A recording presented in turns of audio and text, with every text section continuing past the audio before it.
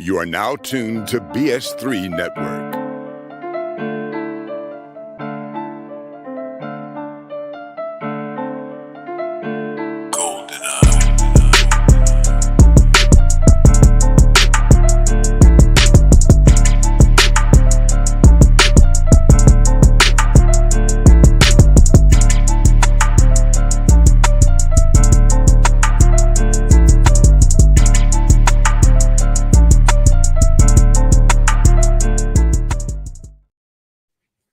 All right. Hey, good evening, everybody. Welcome to Perspective. It's Thursday night, 8:30. Here where we are, it's been a wet one, but we still count it as a plus. You know what I mean? So even when it's bad, it's good with us. So if we have any technical difficulties, some technical glitches or whatnot, forgive us in advance. Hey, welcome back to Perspective. And as always, we just like to make sure we highlight a few things before we begin. The premise of our platform and what we're here for, that can really be found right in the name of our show, which is Perspective. This is a safe place. This is a truth place. This is a place where different views, points of views, opinions, lived experiences, perceptions can be shared without too much rock throwing and knife slinging. Okay. And we definitely want to highlight the fact that everyone has their different points of views to bring to the table.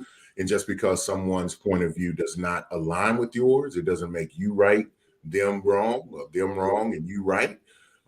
It just simply means that they're different. And whenever we can at least listen for understanding, that actually gives us more knowledge and that brings us closer, and coming closer together, being able to operate on commonalities more than the things that separate us is really what we want to do. So we welcome you here. So feel free, get active in the comment section.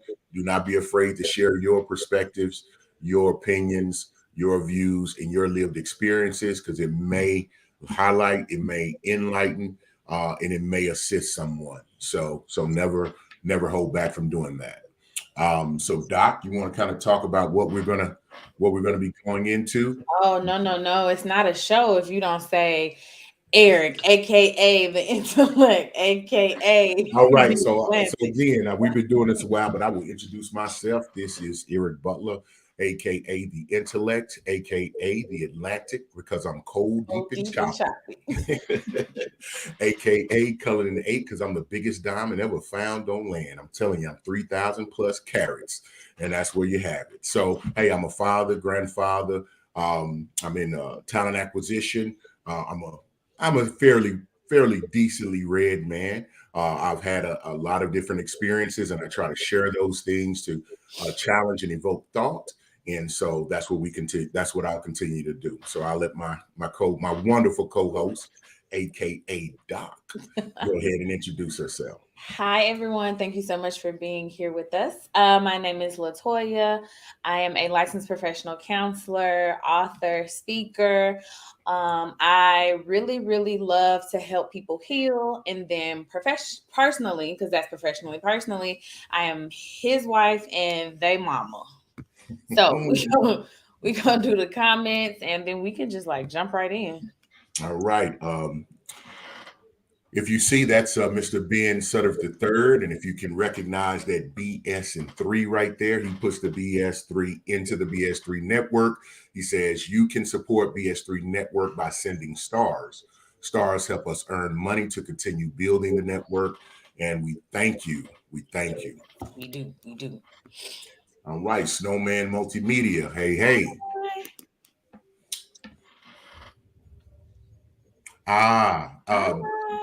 The pronunciation of that. Well, I'm gonna say Seguin Girl Steph. I'm gonna go with that. Yeah, so hopefully I said that correct. Thank you. Hey, girl, hey. Mr. Jay Gilliard. That's my partner right there. You know what I'm saying? He said, "Hey, Snowman, how are you this fine evening?" And Mac LaShawn said, right, Doc. Okay. Yeah, we're gonna try to have a show without saying cold, deep, and choppy. Not gonna happen. All right, that's awesome. So if you've looked at the banner on the bottom, it talks about the title of the show is Learning Fatherhood. Who taught you? Who taught you? Who taught you? So to be a little different, there was something we want to use. It's kind of going to be a reactionary show. We're kind of responding to a clip that we saw. And we're going to be sharing that clip. So it's about 45 seconds long. So just indulge us, kind of pay attention to it. It'll formulate some thoughts, and we want you to get active in that comment section. All right, here we go. And the way in which they raised us. Whoever taught black men to be fathers? I think we're doing a good job considering, an excellent job considering what we've been through. We were never meant to be men. We were never meant to be fathers, because if we were fathers on the plantation, it meant that our children would listen to us before they listened to the person upstairs. Great point. And the moment we had any type of control on the plantation, they sold us or killed us, because they had no room for anybody with power. Black people on plantation. So now here we are, 1865, so to speak, and they emancipate us, and now we're supposed to be fathers. Well, who taught us how to be fathers? From cradle to the grave. We're never fathers. We had no example of what a father was. The best that we had was Fiddler. Kunta Kinte had Fiddler. That was the best he had for a father. Now we're just coming up what Bob Marley calls our sleepless slumber. And now we're coming to realize what a father really is. Deep. I have so many thoughts. So I'm just going to dive right in. I want to start this conversation, this dialogue with saying we understand that Black people are not a monolith. We understand there's an exception to every rule. We also understand that, yes, there are people who are trash fathers, and we are trying to talk about this from a broader perspective. So all of that, like little nuance, can we get that out the way so that as we speak, we are free to say what we want to say, right? My first comment on this video is that he said we were never meant to be fathers. Now I only saw the clip. Let's be clear. I only saw the clip. I didn't see the entire video, but I think that we were never meant to be fathers in America. I feel like that's implied, right? Because in Africa, like, we was doing our thing. So can we agree to that?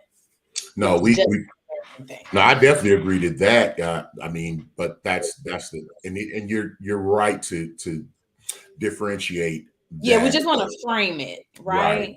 I mean, because but that's the group of in question that we would say that's where the lack of is involved in, which is in America. And it always kind of stir people up. He talked about where that came from. And then even after 1865, even though you're emancipated, I mean, there was a lot of things missing. I mean, you weren't listened to. People were getting arrested for standing on the wrong side of the street. So right. I don't know that we could just be like 1865. Like, it was years of oppression and years of like inequality and just garbage. Trash is a good way. Trash is a good way to describe it. And I would say, a lot of the systemic racism and systemic systems that are in place right now still advocate and create those type of issues. We've talked about that on the show before, because in order for a woman to get welfare or to get government benefits, she couldn't have a man in the house. Say it again. Are we going to choose the man, or are we going to choose to feed the kid? We're going to feed the kid. Mm-hmm. So we'll just start off with questions, and I know it will kind of spur off, and individuals will be able to kind of share their thoughts and feelings on it. But so what does fatherhood mean? That's my question to you, intellect, because I'm mommyhood. So right, what is fatherhood? I mean, and I thought about this, but it's hard for me to shake my thought, because the immediate thing comes to protection, the protection of your responsibilities. Right. And I'm familiar with Dr. I think it's Kama, and I can't say his last name right.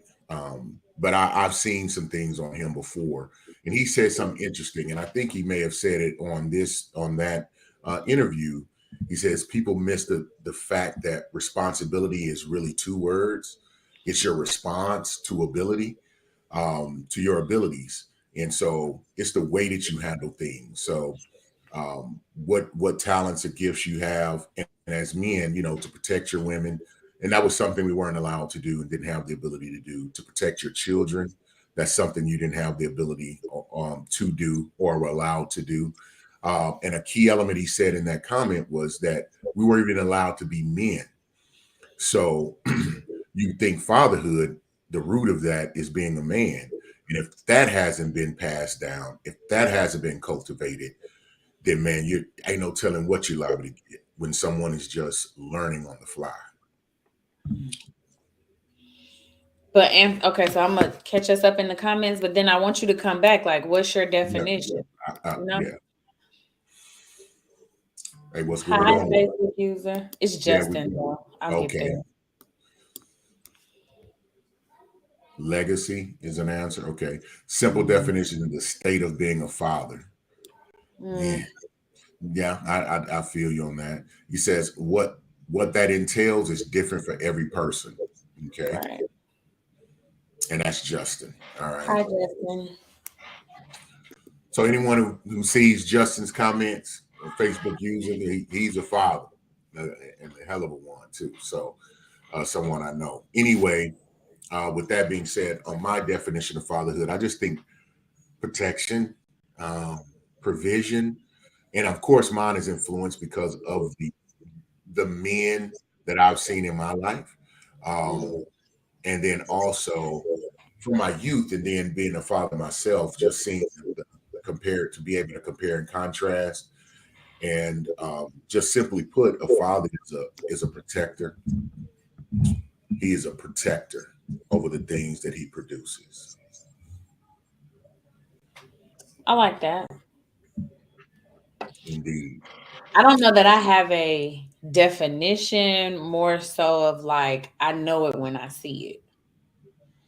I think that where some people fail is because they are heavy on the providing and less on the nurturing.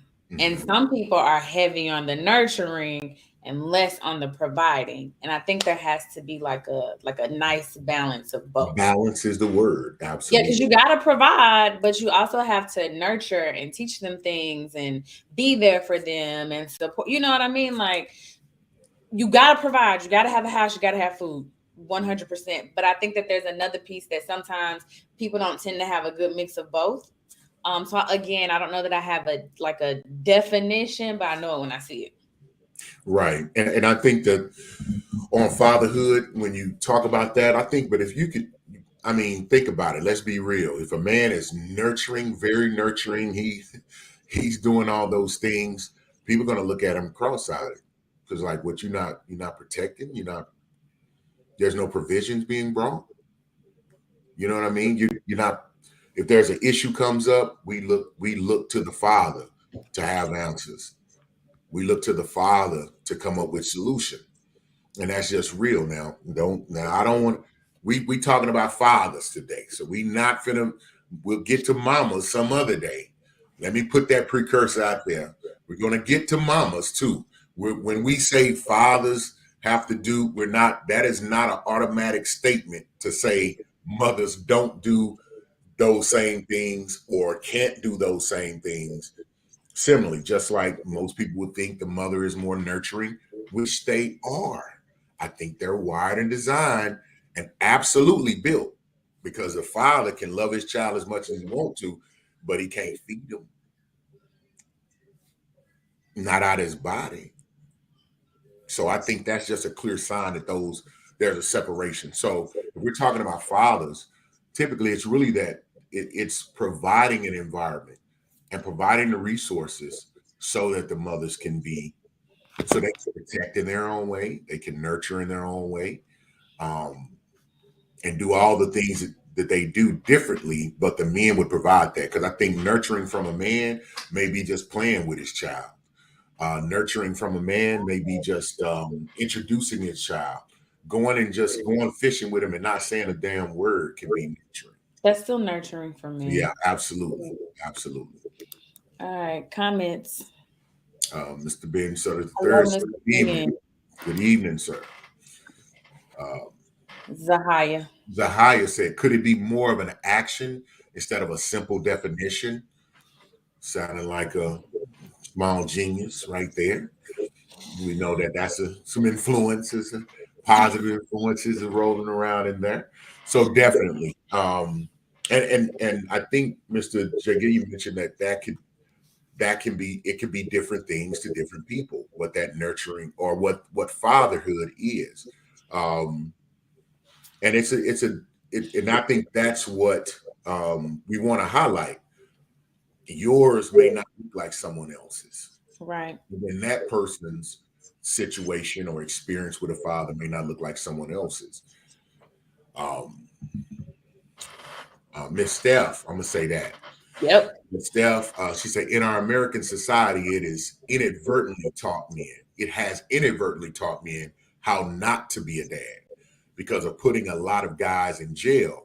When divorce comes along, giving the mother the child, giving to the mother the child, just pay support, etc.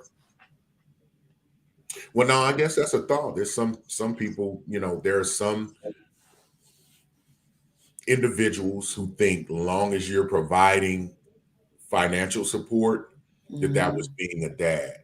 Because there's Yeah. guys, because there's men that they didn't have maybe the financial resources to just send and buy everything, but they're there, want to be a part, and they've been described as deadbeat dads. And, from not my personal experience, but understanding individuals in that situation. Like the ones who at the soccer game but can't afford the cleats, they call them deadbeats. Yeah, I mean, really, the deadbeat. I've definitely heard if you ain't coming with the bread, you a deadbeat. Not to calling your daughters or your sons and trying to be a part of them and guide them and saying I can't feed you out of my pocket, but I got some steaks over here. We can definitely cook them up and I'll feed my baby that way. It's like if you can't take care of two households, you're a deadbeat. Yeah, that's kind of tragic because this is America. Like everything costs and everything costs a lot. Hey, that's And real. so if all you have is time, like so I just feel like in life you paying time or you paying money. And if you don't have the time, you gotta have the money. Because you wasn't at the soccer game, but you paid for the cleats, right? But then if you don't have the money, you gotta have the time. You can't not pay for the cleats and not go to the game. Like that's not a thing. You have to pick a struggle. You don't have to pick a struggle. Yes, If you no, now she said you have to pick a you have to pick a struggle. yeah, like I don't know. I judge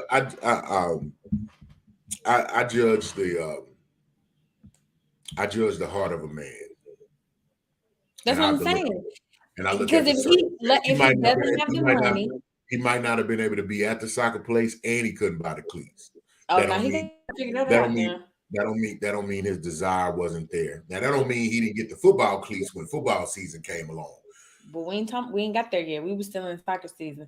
And I'm Facebook Justin, he said he agreed. Come on, agree. No, I'm with it. That's okay. No, I'm here to open up all of the doors and all of the windows. Okay. Pick a struggle. No, because it can really be that way. So back to the video and digging more into just the different segments of fatherhood. Because really this is about learning how to be a father. So I think we've kind of established there are so many different aspects and thoughts of what fatherhood is, what it consists of, and how it can be viewed, right? So you get to walk away with what you want, but let's just open up some ideas. So just some things that we have to consider that were mentioned in the video, the disruption of family structures, that some in recent times, based on, as one of our commenters mentioned, based on mass incarceration of Black men, and then also not being able to even be a man stating back to pre-1865 and slavery, and then even after that, not even understanding or having, you didn't have no provisions, you didn't have anything to do, and as you said, you could get arrested just for standing on the street because they was trying to get them back onto, but they just wrote laws, moved the goalposts, and they could keep you in slavery that way. That's where sharecropping coming from. That's just another way of servitude. So, but I'll continue. Zahia says, I think Black fathers are finding their own way to define fatherhood because everything that was learned is rooted in systemic racism. Who's her mom? I think everybody knows who her mother is now. If they didn't, they should. If they didn't, they My should. child. I think that's Justin says, use them for both sports, football, soccer, and football. Okay. Hey.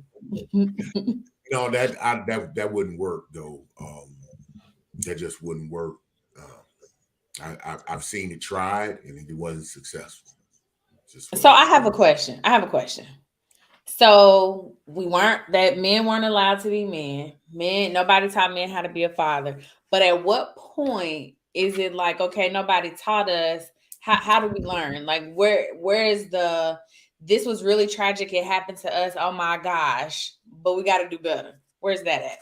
I think the foundations of our current, as Zahia said, finding our own way, they just used white men as an example. Everything that we do is infused with this European and Anglo-Saxon perspectives on what fatherhood should look like, the structure, even the structure of our family and how it operates, the desire of where we live, what we have, what we drive. It's been driven by that.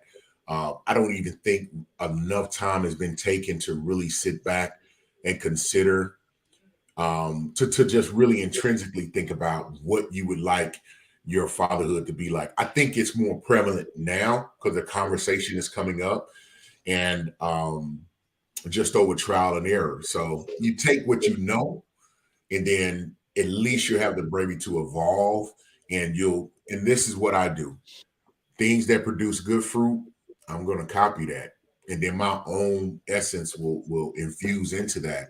And the things that I say are detrimental or cause harm, I'm probably going to try to make some adjustments and cut that fat meat loose.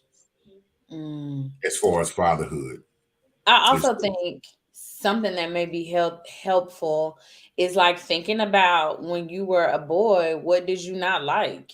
What did you not appreciate about how you were being raised? And not from a place of like, well, I didn't appreciate getting whoopings, but like from a place of like, I didn't appreciate how my feelings weren't validated. And so then maybe taking that and allowing your children's feelings to be validated. It don't have to be that, because I know men got to be hard and we ain't got feelings and we got to be solution focused. I know that's just the only example I could come up with.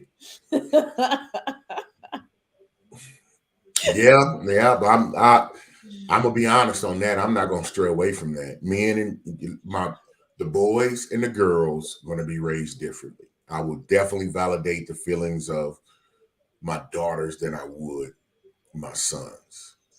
Now I don't have sons, so I don't want anybody to get confused, try to put no kids on me. But with my daughter, but I've had the influence of young men, and that just has to be a different thing. So I will listen, but I'm gonna tell you that, and here's the caveat. I'll give this to you, Doc.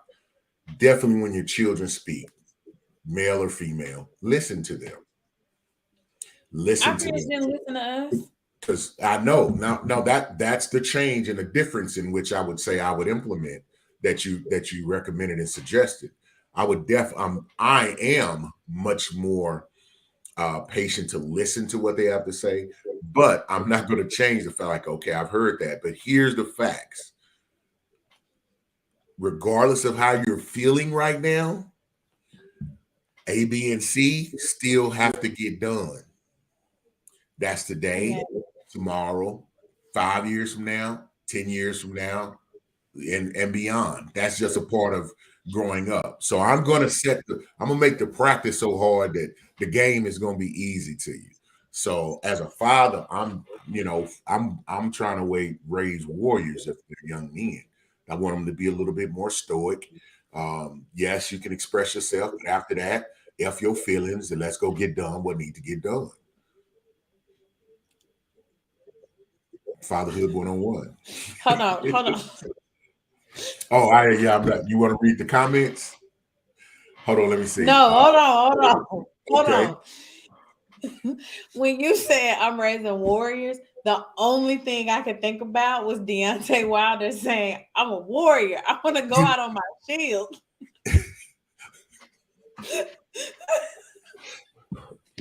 Well, I mean, that's how you have. I believe. I didn't see him say that. I don't know what that was, but what he said he wanted to go out on his what? So okay, you know that fight that last fight when they threw in the towel for him. Oh, okay. You don't. Oh my gosh, this was the thing. You don't remember this? Mm-mm. Okay, so I'm not trying to downgrade that other man's struggle, but I don't know him. But it was like a big, not black man. The gypsy guy, the big gypsy That guy. guy, I know. that guy. Okay, so you know Deontay won the first one. Did the he? second No, one, he lost twice. He lost twice to that dude. He won one, right? Nah. They fought 3 times. He lost twice. Yeah. Yeah. Okay. That's not the point. Okay. The point is, the people threw in the towel, like, stop the fight. We're done with this. It's over. And he was furious. He was getting dog walked. So they threw the towel. And he was like, I'm a warrior. I want to go out on my shield. And I was like, so when you just said, I'm raising my son to be a warrior, that's all I can see. Yeah, but not a fool. I'm like, hey, I'm gonna die. Not in no boxing ring. So That's how he was. No, but I feel him. I think to go into those type of arenas, you have to. Okay, because I'm sitting in this chair and it's AC, and it's years past. I definitely operated from that mentality at a certain point and period in my life. So I can't knock him on that. What he's doing, and when you're battling against other people in competition, especially one that's as dangerous and physical as boxing, I would keep that mentality. But I think raising a young man to be a father, you have to have equally that type of mindset because the world is even a much greater opponent. I'm not mad at it. It's just the first thing that came to my mind, and it gave me a beautiful laugh that I needed. Now I'm glad you got it. So we'll read the comments. Mr. J. Gilliam said, learning how to be a father comes from other Black positive examples of fatherhood. And also, Mr. J. Gilliam said, examples, Uncle Phil, Heathcliff Huxtable. I used to want Claire Huxtable to be my mom. Ain't nobody gonna say James Evans? Okay, we're gonna leave James Evans out. From Good Times? I just said James Evans. You knew who I was talking about. We're not finna hate on James. That man was scary as a kid. Like, I know. And most of us know a James Evans. And think about that generation. James Evans was the epitome of what was going on. Yeah, but he also didn't have the opportunity or the space to feel his feelings. He probably was sensitive and probably was depressed because they was living in the projects and they didn't have nothing. But I'm just saying he didn't have the space and opportunity to feel his feelings. Then this is what we need to recognize. That was a large majority of Black men. And James was considered a high-level one because he was there with his family. It was times, I know they had episodes where he was like, I'm going to go off to somewhere and be away from the family to try to make money. Mm-hmm. And I think it did a great job of kind of covering that. And what people need to realize, those suppressed emotions and have to just be strong, being willing to do what you got to do for your family. Yeah, that was a great synopsis and peek into what was probably the reality for a lot of different people, for men and fathers. Okay, we got to catch up. Yeah, Mr. Cold Sports says, good evening, lady and gentlemen. Good evening to you as well. He says, Eric, because I remember my father at 15, after he got on me for not wanting to dig a fence hole, said, the reason why I am this way with you is because I want you to be better than me. Absolutely. You felt that, didn't you? Yeah, because Like hard that. men make easy times, Okay. you know, and you need to what you don't do is become soft. So hold on just a second. Cold Sport says my father is the biggest warrior I know. Man, salute to Cold Sports Senior is what we're gonna call it. Okay, Now, this is what we need to know.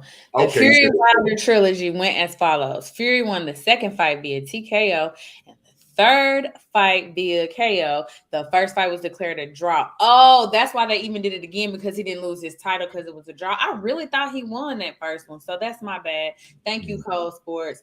I knew he lost them other two. I knew that. and Miss Steph says the kitchen and the bedroom. Ooh, we gotta dig into kitchen and Yeah. the bedroom. Yeah. Mr. J. Gee said James Evans was before my time.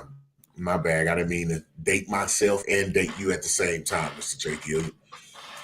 Got these youngsters running around here. No, all jokes, all jokes. Mr. Cold Sports says my father was a James Evans type when I was younger. He mellowed on me as I became a man.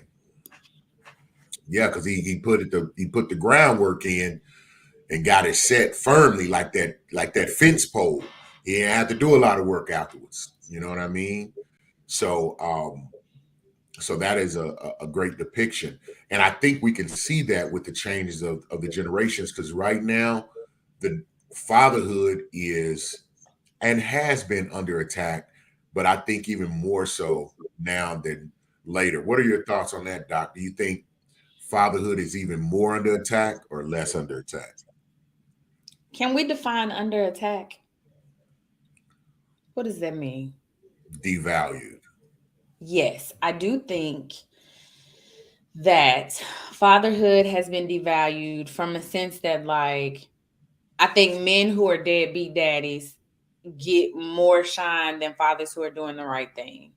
I think that we are so quick to focus on, oh, look at this single mom, she's blah, blah, blah. But nobody ever says, look at this single dad, he's amazing.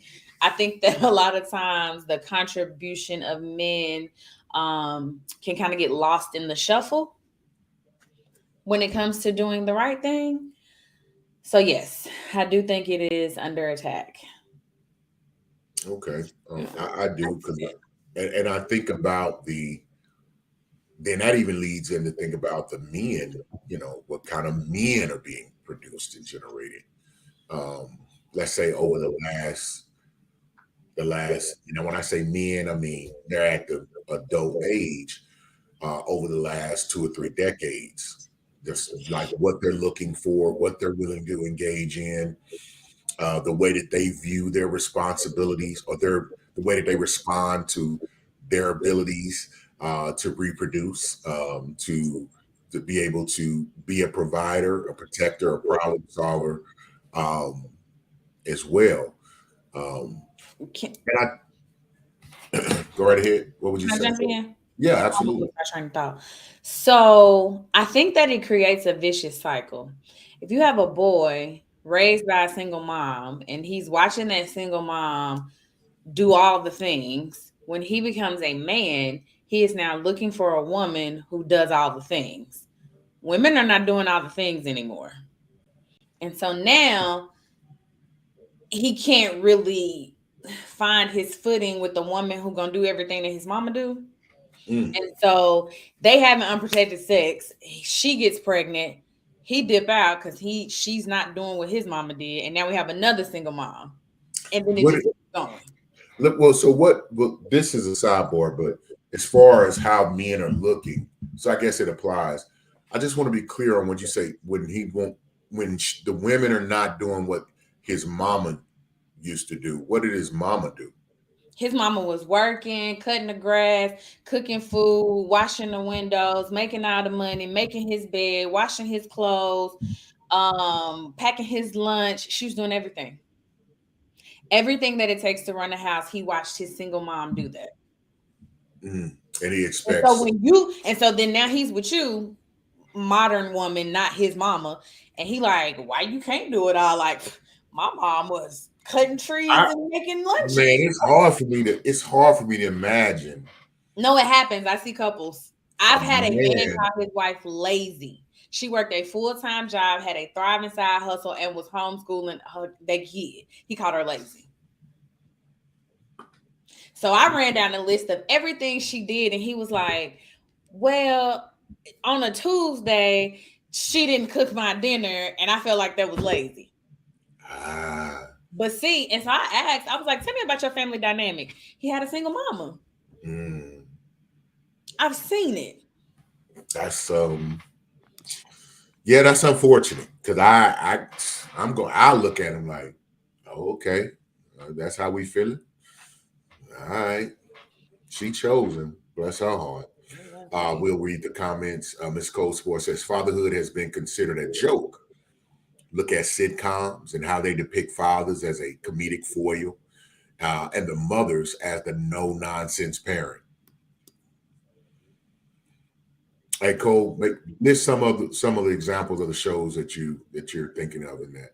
I feel like she was man me with my cycle example because that's when I saw it pop up. But feel free to say if you were not Which one? Me. I don't want to. Oh. When I was saying like it becomes a vicious cycle. Yeah, we got to keep up on that because we want to interact with them. So JG, you said at Cold Sports, you're right, and the mothers are overly strong and stoic. Yep. He says, and I hate seeing that at Jay Gilliard. Indeed. I think the Cosby Show is a good example of that. Dr. Huxtable was a fool. Like Claire ran that house. At least in my memory. Maybe I need to go back and watch an episode, but I remember her handling it. Yeah, I'm trying to think of a show that I'd be like, nah, man. Other than Good Times, it wasn't no like strong, domineering fathers. Well, let me see. Uncle Phil. I feel like Uncle Phil was all right. They had a little money, so he could be a little loose. He was a little different, right? Yeah. Uncle Phil. Carl Winslow. Harriet ran that house. Yeah. So, let me let you know, baby. Harriet Winslow was not here for it. Okay, you let me tell you that. No, that was too unrealistic for me. That when you said him, I just couldn't help but laugh. I'm sorry, everyone. Let me shake that out. Mr. J. Gee said, me too, because it raises damaged women who call themselves strong, independent, and are really scorned and void of feeling which they probably were created to be. Feeling what they were created to be by the creator and to be which is soft and emotional. Excuse me, everyone. Maybe y'all can read that one properly. Cold Sports says shows like Home Improvement. Okay, I remember that. Hey, hold on. What's Home? Oh, where he had the Home Improvement TV show? Right. That okay? Yeah. He definitely was the comedic foil all the time. Everybody Loves Raymond. Definitely. I didn't watch that is a prime example of if you want to be a simp, that's what you do. I think I liked his dad more than that, but he was goofy too. He was hard and goofy. I didn't watch that one. Full House. They didn't have a mama on Full House. Yeah, that don't even count. But I see what he mean. And Family Matters, as you. Baby, Harriet was that one. Okay. As you mentioned, different aspects of and we're at the like a little bit over at the 40 minute mark, just to keep us in line because we'll get the rolling and we won't think about it. So are we and we mentioned some of the things that have disrupted the idea of what fatherhood is within our community with Black men specifically, the mass incarceration and the slavery. But are we relying too heavy on the impact of slavery and using that as an excuse? I don't think so. I think that everybody wants us to hurry up and get over slavery. And oh, it was so long ago. And oh my gosh, my gosh. And so while slavery could have been oh so long ago, oppression wasn't, Jim Crow wasn't, systematic Boom, racism is not. boom. The little baby Ruby Bridges, what's her name? Ruby Bridges, Rudy. The black lady who integrated schools, she's 66. She's younger than my dad. And I don't think people realize that they really don't have a concept of time and the distance of just how recently these things happened. Mhm. Um, I think when was Dr. King killed? 68. My daddy was alive for that too. So You know what I'm saying? And we don't like I came not too long after that. You know what I mean? mhm. So we see the videos and we think that was just so long ago, and it really, really, really wasn't. Think how bad and how contentious it was just in 1968. So it didn't change and get better that day. Right, right. It And didn't I get think better that even. Yeah, go ahead.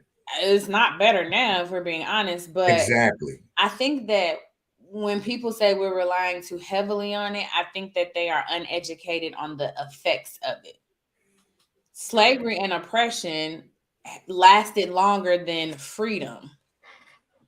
And so, like, we're still not, you know what I mean? Like, we're not that far removed. The lady is still alive who integrated schools.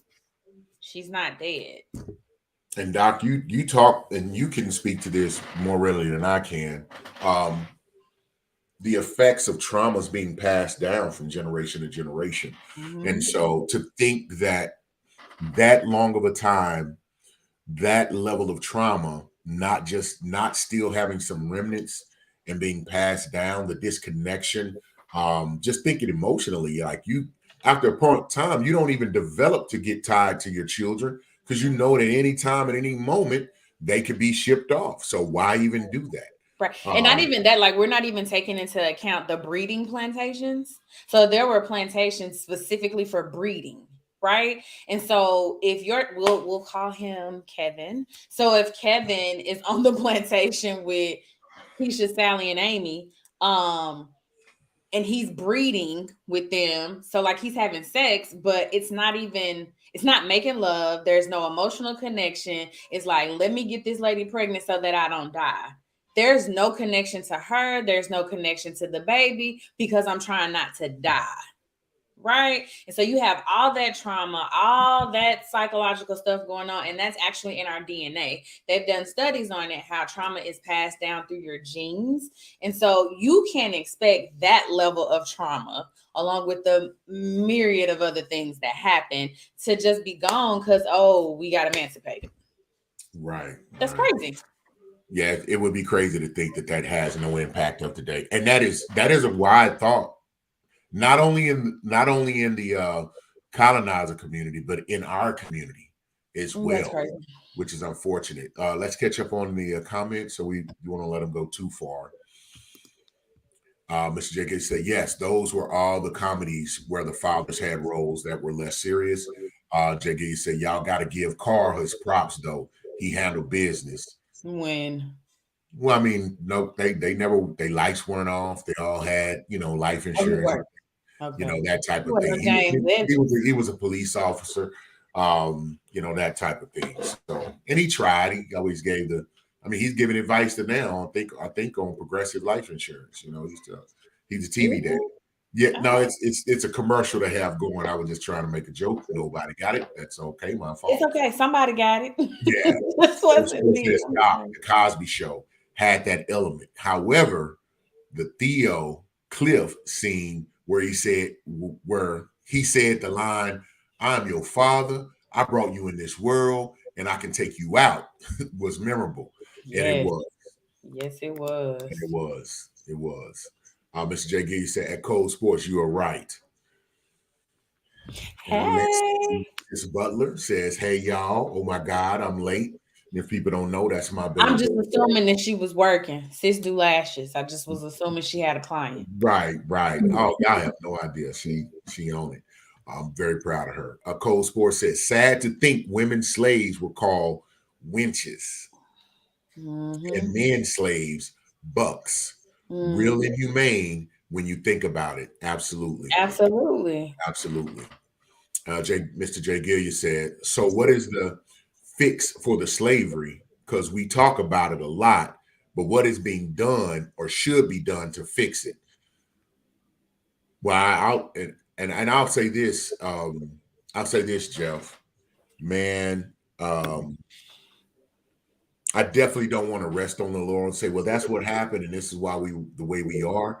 I think every day when we do have examples of good men, fathers who are just trying to do the best they can by what they learn and they know is all that they can do. On the other end, I think to my co-host Doc, she's a licensed therapist and she's having those conversations. She can sow those seeds, try to help individuals with those circumstances. And I don't think there's a large demographic of healed African American therapists, in my opinion. I think the numbers and the percentages are low because it would really take a lot of work to do that.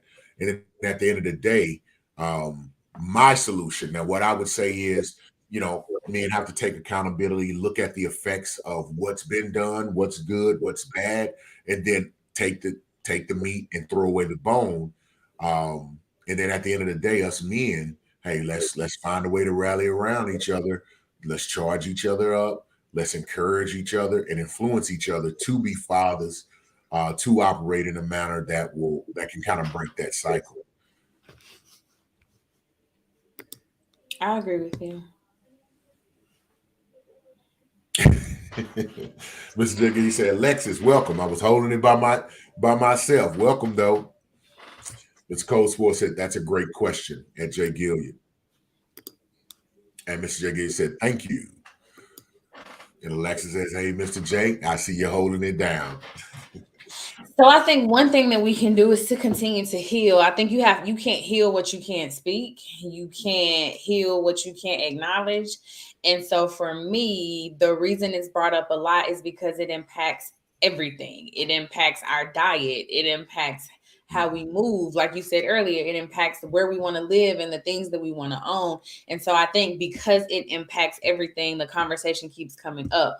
But once you know better, you have to do better. So if you recognize, oh, the Black man was considered a buck and there was breeding farms and that's why there was no attachment. Recognizing that then means what? Go get you some attachment. You got a baby out there, like go hug them, go throw the ball, go buy the soccer cleats.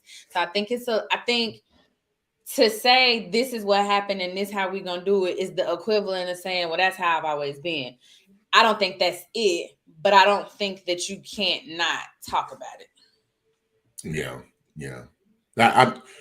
I have to work on I have to work on the fact that like I'm just like, man, I made decisions. This is what I'm doing, and it's on me, and just really bypass what I would say or some of the influences or outside actions or elements that that impacted what choices I had and how I moved. I can try to make the best decisions, not hold anyone else accountable ultimately, but I think it's foolish to ignore things that really influence or impacted your life, your perception, your perspective, and how you had an outlook on things. I look back over. One of the individuals. I have an uncle, Uncle Charles. Man, I respect him. I don't think I could really properly express like what he means to me and the example that he has been for me. I would rank it. It was life saving if I was to say so. And I've always admired him, especially as a father and as a husband. Just the way and there was times when I was young and I can look back on it and know I didn't know anything. I'm like, man, that's harsh. Why is he so hard? And why is he so harsh? But I gravitated to it. I'd ride my bicycle to go over there and get that discipline. You know what I mean? But it was structure in the home, very principled. There was a way things were going to go, and that's how it went. And it wasn't necessarily raising your voice. It was like if I said it, that's what it was. And I was like, man, that's pretty hard. But being raised by your grandmother and your mother and spoiled in a sense, not understanding that. And but I remember sitting down and asking him about well, it wasn't me that necessarily asked the question. The question was posed to him, I think, at his 40th wedding anniversary. They made a big deal of it. Talking about tuxedos, gowns, beauty, kids presenting. They all look stellar. They're beautiful, successful. And someone asked him about, how did he learn to raise his children the way he did? He said, I just did the best I thought to do. I thought it was profound for me. He said, I just did what I thought was best at the time. I just did the best I thought to do. And he asked, but you can look at the fruit that was born out of that. And I was like, oh, okay. Yeah, I thought this may have been a little rough. He could have done this a little differently. But God dang it. That fruit that's hanging out that tree it's like good peaches. Can I get a napkin? And it's good stuff. So I think we have to. Sometimes if you don't know what you don't know, and if you don't know, look, find a good example, copy that, and then you infuse your personal essence of who you are into it. Mm-hmm. Yeah, I agree with that 100%. And then, like, don't be afraid to read a book or ask for help or watch a TikTok. Like, it's so much information out there now. Like, if you don't like what they're saying, then maybe try the opposite. So there's this thing called A/B testing where you try A and then you try B and then see which one worked out best for you. Okay. You could do some of that too. To just adjust until you figure it out. Because I tell people all the time, like, I encourage people to read parenting books, but I encourage people to read them with a grain of salt. Because when they was writing that book, they did not know your baby. Your baby could be the exception to the rule. Right. So you have to take it with a grain of salt, but at least try. I think for me, it's the trying. Like, try to learn to be better. Okay, so we are working with a deficit. We got a late start to the game, but we in the game now. So try. Yeah, and if you don't have a foundation to build off of, then you got to have something. So if that may be reading a book, talking to someone who's been doing that. But again, I love that, Doc. You say take it with a grain of salt. Always, trust your own mind to a certain degree. Unless you're jacked up, and then hopefully you'd be honest with yourself about that. Be honest with yourself, Jack. Just make sure you healed. You know what I'm saying? At least you can take constructive criticism. That you understanding that you don't know everything and you don't have it all figured out, right? I think many people, even when we're a principal, and I'm guilty of this, I have a thought, this is the line we're taking, this is what I have experience with, but I think you can benefit by at least opening, like our show, just have an ear to hear and to understand from someone else's perspective. Right. And you can take the meat and have a really good meal and throw away the bone. And I've done that. So from the uncle that I mentioned, my other uncle was very prevalent. My Uncle Ricky was very prevalent in my life, someone that I held at a very high regard. And I took a lot of attributes from him, a lot of attributes from my Uncle Charles and other men that I had met throughout, coaches, just seeing them in certain circumstances and situations and how they maneuvered, the decisions they made. Some I was like, oh, that didn't go over well. And then some I was like, damn, that was okay. I never thought of that. And I see what it bore. And then at a certain point, you are who you are. You're learning. Mm-hmm. And if you put that all together, I think you will find yourself landing in a very, very good place. I agree. I like that. You should have said that in like 7 minutes, because that would have been an excellent stopping point. Like, that was perfect. I done wrapped up I done gave my closing remarks, so they won't be getting one from me tonight because I won't be. Now, with that being said, but what is I think I've answered this throughout the night, but I would definitely like to get the feedback on I've said my piece, but if you don't know how to be a father, how would you say, or how would you think, or what would you suggest people learn? Let me think about that. Read the comment and then I'm going to come back. Mr. Cold Sports says, another misnomer about fatherhood is that they are always inflexible. The best ones were stern, but extremely loving. I like that.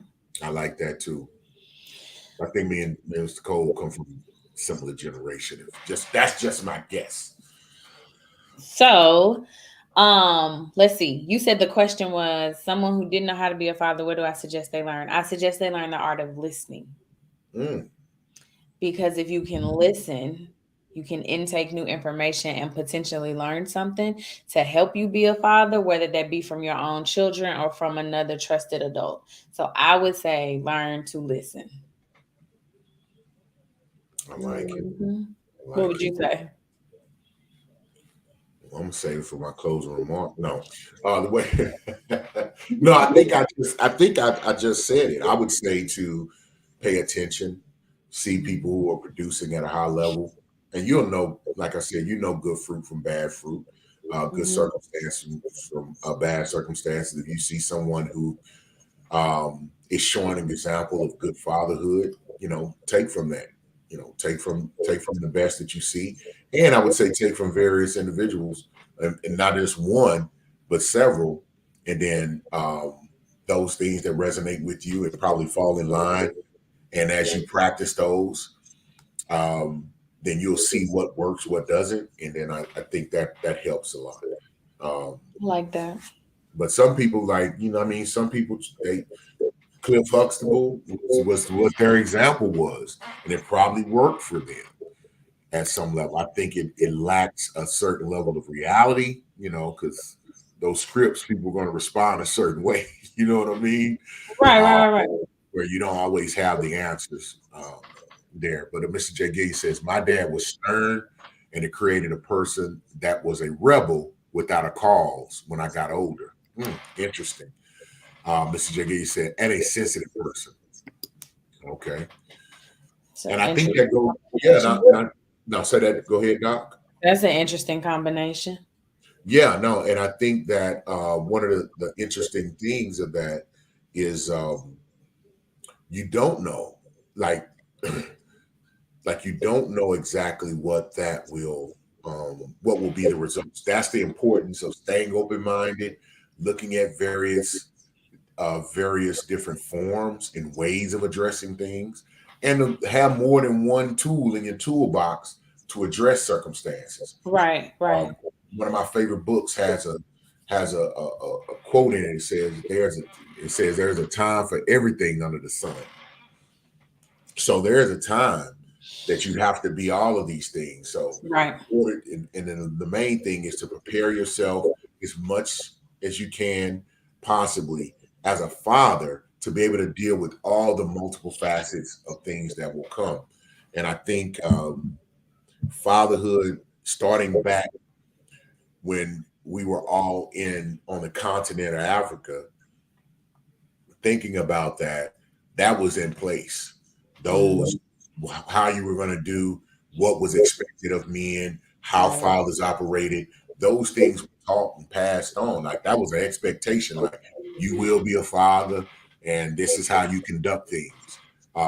We know that chain was broken, during the transatlantic slave trade. So right now, it's maybe looking back into that, to those examples and trying to implement that. But it's hard, and don't be afraid to maybe experiment and create some things that are new, because Hmm. you definitely are. This is a new time, new day. You're dealing with different minds. They have access to much more information, which can dictate how things land and what you utilize to do it. So be open to it. I also think that I think you said it was your uncle who said, I just did the best I thought to do. I think that's it. I think you never know. You can have the best intentions, right? You could tell your child, hey, don't run out in traffic. And then your child will grow up and say, I can't cross the street because you said don't run out in traffic. You know what I mean? Like I think you can have the absolute best intentions and it still not go the way you want it to go, just because you're dealing with the human and you don't know how people are gonna take things and you don't know what's gonna stick and what's gonna make a person feel some type of way. And so I think he had it right. You just do the best that you think to do. And like your best changes every day. And as you gain more information and you gain more experience, your best may change. What you thought was the best yesterday might not be the best today. Absolutely. And being open to that. No, I think exactly, Doc. And Doc, I think we're going to close out on those comments because I can't think of anything that would be countering that. And I definitely would advocate to men to take heed of those words in that process. So as we wrap up, definitely want to thank everyone for being with us this evening. Thank you so much for our commenters that were in the comments, keeping it rolling and asking great questions. Make sure that you go to BS3 Network, look at all of the different shows, sign up with us on all the social media platforms. Also look for Perspective on our Instagram page. You can find our Facebook page and join so you get the notifications when we come out. And of course, it helps for you to like the content, and it definitely helps when you share the content. And that's for all the shows. I promise you won't be disappointed. You're going to get some of everything on the BS3 Network. So we want to thank you. We appreciate you for being here. And Ms. Cole said, great topic and wonderful discussion. Thank you for having this conversation. Absolutely, Cole. Absolutely. We appreciate you for being here. So thank you, everyone. We'll see you next week, next Thursday at 8:30 here on Perspective.